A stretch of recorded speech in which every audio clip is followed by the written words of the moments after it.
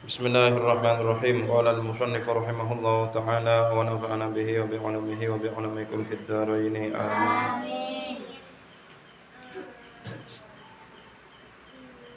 Dulu disebutkan bahwa makna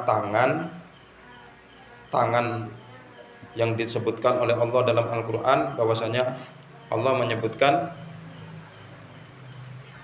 yadullahi fawqa aydihim, tangan Allah di atas tangan-tangan mereka, tangan-tangan para makhluk. Yang dimaksudkan tangan di sini yaitu makna yang patut, yang pantas bagi kebesaran Allah, untuk keagungan Allah. Itu maksudnya seperti itu. Jangan tangan itu dimaknai tangan seperti tangan manusia. Karena kalau misalnya di dalam Al-Qur'an disebut bahwasanya di sini Allah katanya dalam Al-Qur'an memiliki tangan, jangan dimaksudkan tangan seperti manusia atau tangan seperti para makhluk. Ya, inti daripada pembahasan ini yaitu tidak boleh menyerupakan Allah dengan makhluk, dengan apapun tidak boleh. Intinya seperti itu. Ya. Jadi yang dimaksudkan tangan di sini yaitu suatu makna ya yang patut, yang pantas untuk keagungan Allah. Ya, begitu juga kata mata. Ya, sesuatu yang tidak harus, sesuatu yang patut, yang pantas untuk keagungan Allah. Ya, intinya yaitu jangan serupakan Allah, jangan menyamakan Allah dengan makhluk. Ya. Soal ilaman yunsabu ma dzakartahu fi ma'nal istiwa wal yadaini wal a'yun. Ilaman maring sapa yunsabu dibangsaake. Ma apa perkara dzakartahu kang nutur sapa sira ing ma fi ma'nal istiwa'i ing dalem maknane istiwa, manggon atau bersemayam atau duduk, wal yadaini lan tangan loro, wal a'yuni lan pira-pira mripat. Ya. Jadi maksudnya dari pertanyaan ini, kepada siapa perkataan seperti contoh yang saya sebutkan barusan, makna tangan yaitu suatu makna yang pantas bagi Allah, yang pantas, yang patut untuk kebesaran Allah, untuk keagungan Allah, itu dibangsakan kepada siapa? Maksudnya itu pendapatnya siapa? Makna istiwa itu pendapatnya siapa? Jawab, yunsabu dzalik fi ila jumhuris salaf. Yunsabu dibangsaake dzalika apa mengkono-mengkono ma dzakartahu, sesuatu yang telah disebutkan tadi itu, ila jumhuris salafi maring akeh-akeh ulama salaf atau ulama kuno. Jadi itu menurut pendapat ulama salaf. Pendapat ulama salaf, maksudnya ulama salaf yaitu ulama kuno, ulama yang sudah, yang tua, ulama yang terdahulu. Ya, karena ulama itu ada dua, ada ulama salaf, ada ulama khalaf. Ulama salaf yaitu ulama yang sudah dulu, yang terdahulu, yang udah lama. Kalau ulama khalaf, ulama belakangan. Nah, ini menurut pendapat ulama salaf itu seperti itu. Makna tangan suatu makna yang patut, yang pantas untuk keagungan Allah. Ya, intinya jangan serupakan Allah, jangan menyamakan Allah dengan makhluk yang lainnya. Intinya seperti itu. Wa amal khalafu anapun utawi ulama khalaf, ulama keri, ulama yang baru-baru ini. Fa aktsaruhum mongko utawi luwih akeh-akeh al khalaf yufassiruna iku padha nafsiri sapa al khalaf, mentafsirkan al istiwa ing istiwa bil istilai kelawan nguasani, wal yadalan ing tangan mereka mentafsirkan tentang tangan bin nikmati kelawan nikmat, awil qudrati utawa kuwasa, wal a'yunah lan nafsiri ing pira-pira mata mripat bil hifdzi kelawan ngreksa, war riayati lan tegese ngreksa. Jadi pendapat ulama kholaf, pendapat ulama belakangan ini, mereka itu mentafsirkan istiwa dengan menguasai. Dan mereka mentafsirkan tangan, kata-kata tangan, maksudnya tangan Allah dalam Al-Quran itu mereka mentafsirkan dengan nikmat, karena Allah maha pemberi nikmat. Awil kudrati atau kekuasaan. Maksudnya jangan katakan tangan, tapi katakan kekuasaan Allah atau kenikmatan Allah. Wal ayuna, ya, mereka juga mentafsirkan kata-kata mata untuk Allah itu bil hifzi, dengan menjaga. Jangan dikatakan mata Allah, jangan, tapi penjagaan Allah. Maksudnya seperti itu. Wadzalika litawahumi katsirin minhum.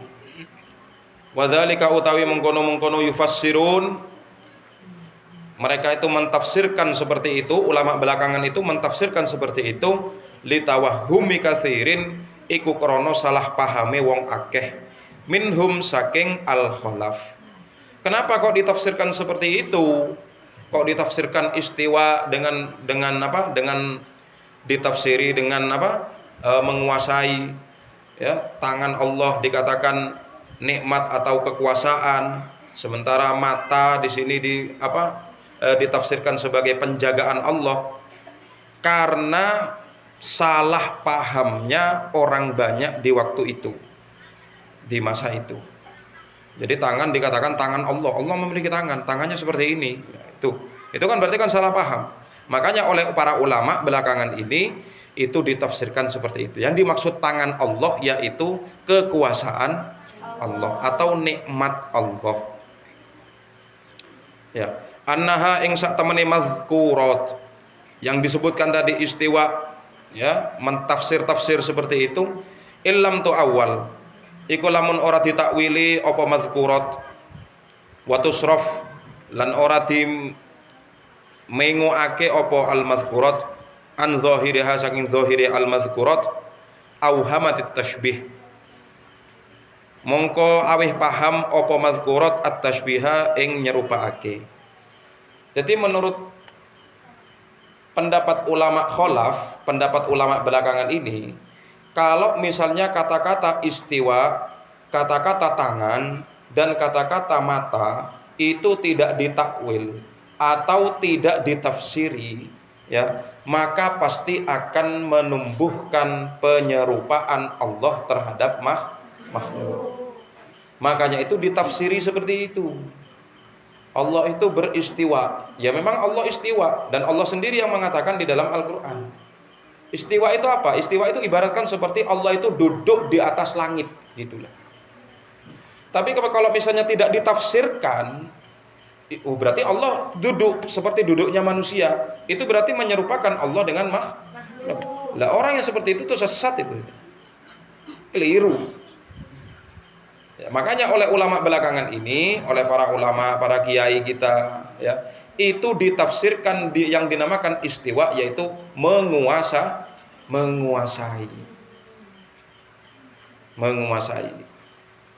Jadi makanya ditafsirkan seperti itu, ya, agar tidak terjadi kesalahpahaman. Ya. Wa qad ittafaqa lan teman-teman sepakat al-fariqani opo kelompok loro ala annal musyabbiha ing atase sak temene wong kang nyerupakake Allah dhalun iku wong kesasar atau wong sesat. Dan telah sepakat ulama, kedua pendapat ulama ini, baik ulama salaf atau ulama khalaf, barang siapa yang menyerupakan Allah dengan makhluk, ya, maka sungguh orang itu telah sesat. Ya, telah sesat. Jadi kalau zaman sekarang ada NU tapi menyerupakan Allah dengan makhluknya, ya sesat berarti orang itu. Cuma namanya saja NU tapi akidahnya sesat, itu keliru kalau orang seperti itu. Nah, ini tentang masalah keyakinan. Makanya pentingnya ngaji itu seperti itu, ya, agar kita tidak salah paham. Ya.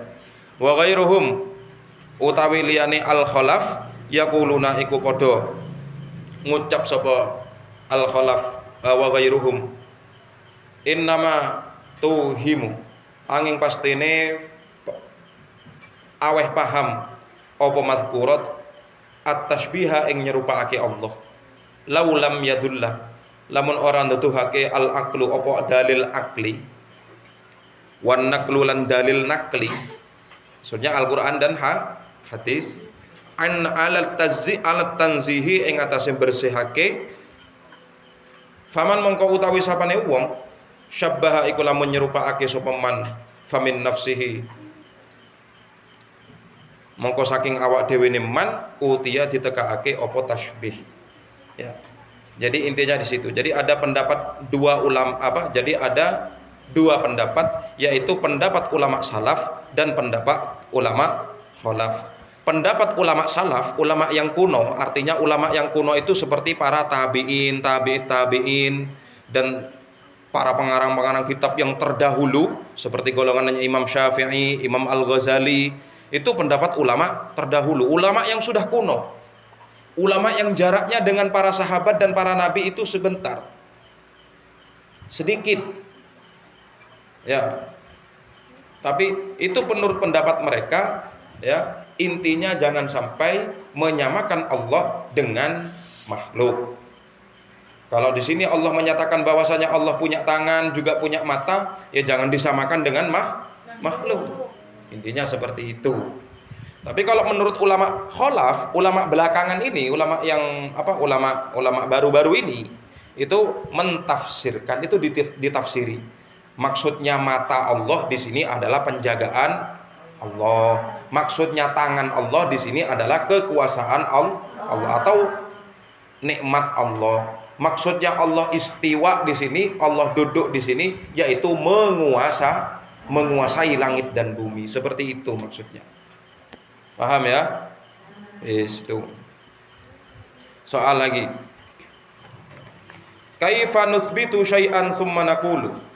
Kaifa hale kaya apa nuthbitu netepake kita syai'an ing sesuatu tsumma naqulu mongko kari-kari ngucap sapa kita ing ucapan al kaifu utawi cara fihi ing dalam istiwanya Allah, duduknya Allah majhulun iku ora dikawruhi ya.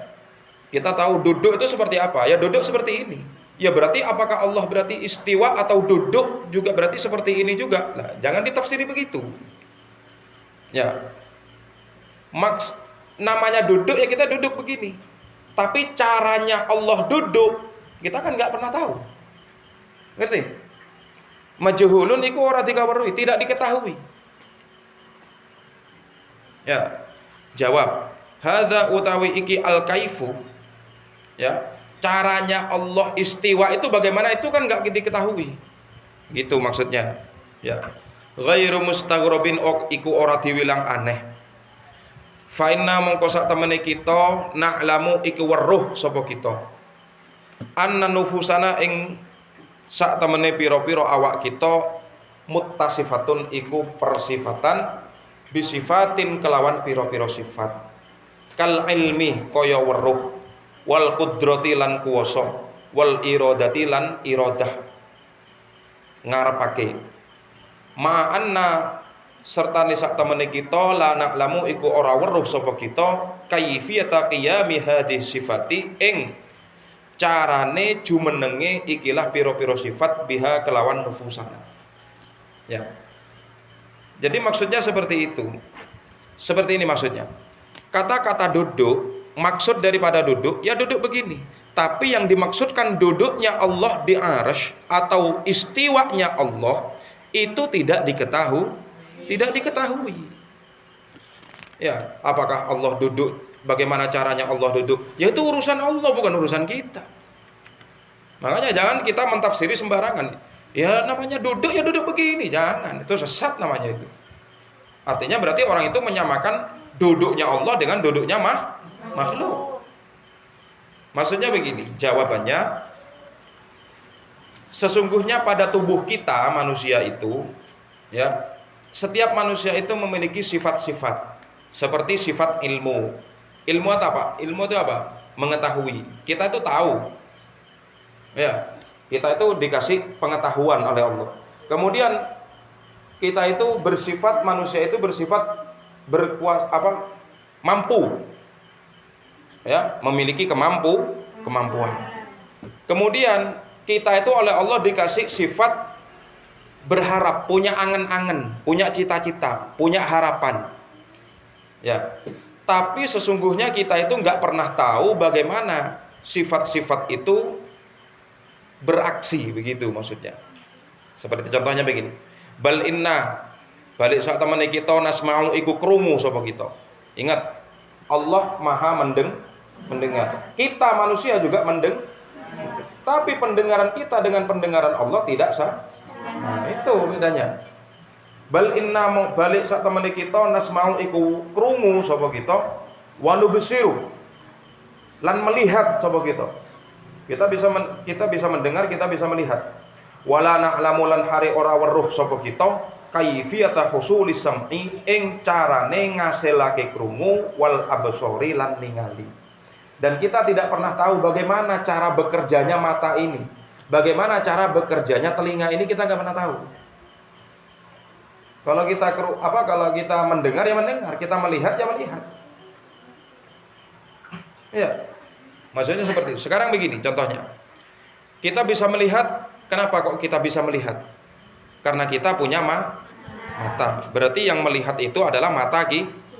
Coba sekarang kalian bikin boneka, kasih mata. Apakah boneka itu bisa melihat? Padahal sama-sama mata loh. Ngerti maksudnya? Jadi bagaimana cara mata bisa menghasilkan pandangan itu caranya nggak diketahui. Paham ya maksudnya ya? Ya, begitu juga pendengaran. Kenapa kita kok bisa mendengar? Karena kita punya telinga. Ya, sekarang coba kalian bikin boneka kasih telinga, bisa mendengar enggak itu boneka? Ayo boneka, bangun. Apakah bisa bangun beneran? Lihat perbedaannya di situ. Ya, perbedaannya di situ. Bal innana balik sak temene kita natakallamu. Iku ngomong sapa kita. Kita juga bisa berbicara. Allah Maha berbicara. Wala na'lamu lan hale ora weruh sapa kita kaifiyata sadara. Kaifa sadara. Kaya apa metu minna saking kita al kalamu apa ucapan atau kalam. Sama seperti kita itu bisa berbicara. Ya, kita bisa berbicara. Tapi kita tidak pernah melihat kata-kata kita itu keluar. Kata-kata itu keluar. Mana kata-kata ada keluar? Nggak ada. Jadi kita berbicara, ya sudah kita berbicara. Tapi kita tidak pernah tahu bahwasanya kata-kata kita yang telah kita keluarkan itu kan nggak pernah keluar itu.